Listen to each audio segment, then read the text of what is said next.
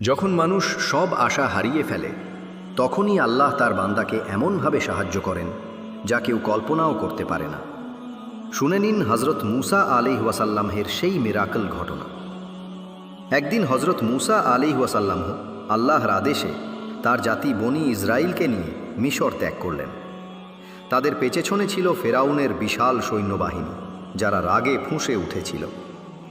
সামনে বিশাল সমুদ্র, পেছনে শত্রুর সেনা, সবাই ভয়ে কাঁপছিল। তখন বনি ইসরাইলের লোকেরা বলল, হে মুসা, আমরা তো ধ্বংস হয়ে গেলাম।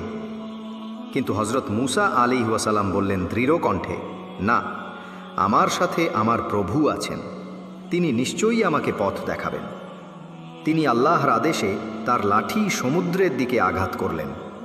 হঠাৎ দেখা গেল সমুদ্র দুই দিকে বিভক্ত হয়ে গেছে, মাঝখানে শুকনো রাস্তা তৈরি হলো, যেন এক বিশাল অলৌকিক সেতু। মুসা আলাইহিস ওয়াসাল্লাম ও তার জাতি নিরাপদে পার হয়ে গেলেন। আর যখন ফেরাউন ও তার সেনারা সেই পথে প্রবেশ করল, তখন সমুদ্র আবার মিলিত হয়ে গেল, সবাই তলিয়ে গেল ঢেউয়ের নিচে।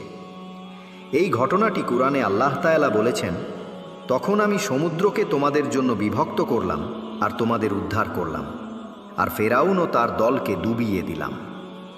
সূরা আল বাকারা আয়াত 50।